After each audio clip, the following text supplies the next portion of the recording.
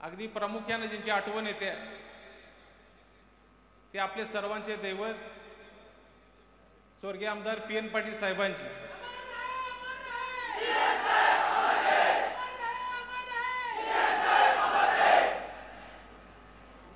आदरणीय दादा,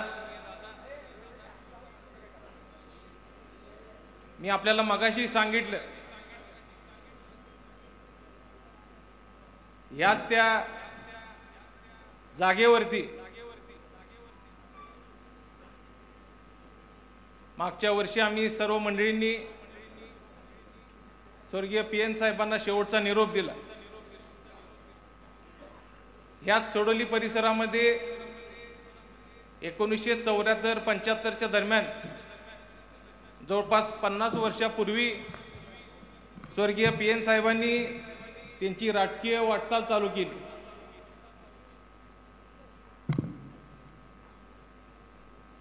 जिल्ह्यातल्या अनेक संस्थांमध्ये पी.एन. साहेबांनी काम केलं। जिल्हा बँकेत जवळजवळ 40 वर्ष साहेब संचालक म्हणून काम केलं। 5 वर्ष तिथं पी.एन. साहेब चेअरमन म्हणून राहिले।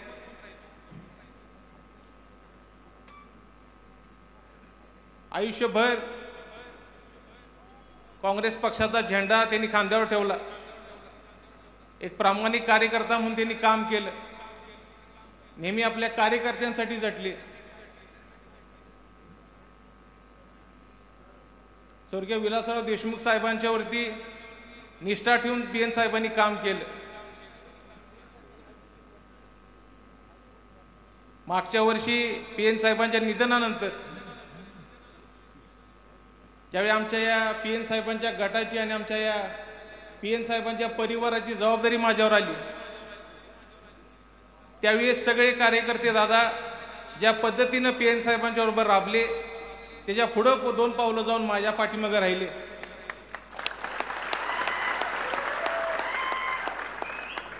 एक कुटुंब म्हणून गेले कित्येक वर्षे ही लोक पी.एन. साहेबांवरती राहिली। पी.एन. साहेबांच्या पश्चात त्याच प्रेमाने त्याच ताकदीने ही माझ्या बरोबर राहिली, याचा मला अभिमान आहे।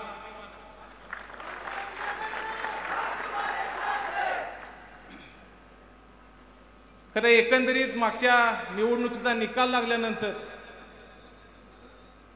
जिल्ह्याच्या राज्याच्या राजकारणात बरेचसे फेरबदल झाले। पी.एन. साहेबांचे निधन झाल्यानंतर आम्हाला जी आपली जी माणसं वाटत होती, ज्यांच्यावरती पी.एन. साहेबांनी अपार निष्ठा ठेवली, त्या मंडळींना मागतं पी.एन. साहेबांच्या जाण्यानंतर साहेबांचा विसर पडला।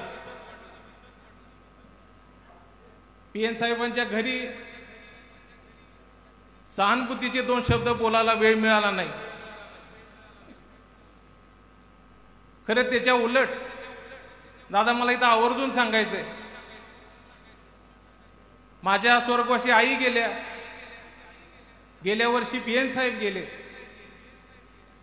या दोन्ही वेळेला पवार साहेब असतील आणि आपण घरी येऊन आमच्या परिवाराला धीर दिला, आमचं सांत्वन केलं।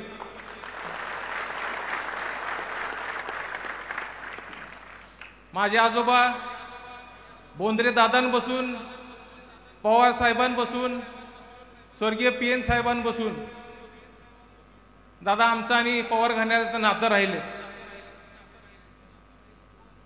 आणि आजचा हा प्रवेश आम्हा तमाम कार्यकर्त्यांसाठी हे नातं अजून घट्ट करणार आहे।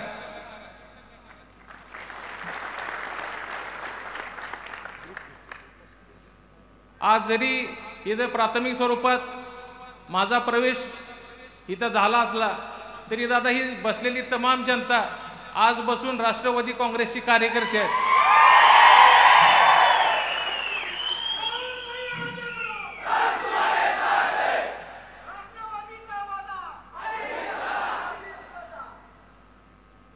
दादा काही महिन्यांपूर्वी आम्ही आमच्या भोगवती कारखान्याच्या विषय संदर्भात आपल्याकडे भेटायला आलो होतो। आपण अगदी पहिल्या भेटीमध्येच आम्हाला कारखान्याला मदत करायचं आश्वासन दिलं। त्यानंतर काही दिवसांनी आपण बोलून आम्हाला या पक्षप्रवेशासाठी सांगितलं. त्यावेळी मी आपली परवानगी घेऊन सांगितलं आपल्याला की मला माझ्या कार्यकर्त्यांवरती बोलायला पाहिजे. खरं तर निवडणुकीनंतर एक खदखद आमच्या सगळ्यांच्या मनात होती. त्याला अनेक कारणं होती दादा. आणि हे सगळं चालू असताना नेमकी तुम्ही आम्हाला हाक दिली. गेल्या महिन्याभरामध्ये आमच्या कार्यकर्त्यांची मी चर्चा केली. त्या सगळ्यांची बोलणं केलं आणि या सगळ्यांच्या सहमतीनं सगळ्यांच्या साथीनंच आम्ही या निर्णयाला आलो. काही दिवसापूर्वी मी आपल्याला मुंबईमध्ये येऊन हा निर्णय सांगितला आणि आपण अगदी आवर्जून तुमचा प्रवेश घ्यायला मी कोल्हापुरातच येणार असं आवर्जून सांगितल्यानंतर आजचा हा कार्यक्रम संपन्न होतोय.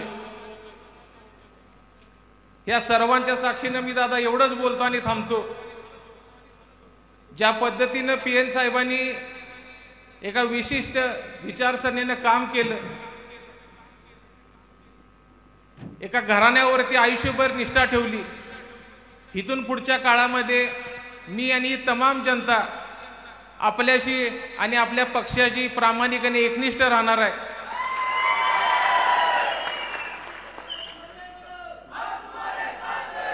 त्या सर्वांच्या समोर आपल्याला एक विनंती दादा माझी राहील.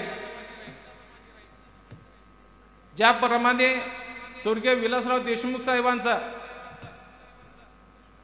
स्वर्गीय PN साहेबांवरती नेहमी एक पाठीवर हात होता, ज्या पद्धतीने आमच्या कार्यकर्त्यांची कुठलीही अडचण असली तर ती सोडवण्यासाठी देशमुख साहेबांनी नेहमीच आम्हाला मदत केली, त्याच पद्धतीने उद्याच्या काळामध्ये दादा आमच्या कार्यकर्त्यांच्या प्रत्येक अडचणीला आपण पाठीची हात ठेवावा आणि आमची कामं व्हावी एवढीच आपल्याकडून आधीच मी माफक अपेक्षा ठेवतो.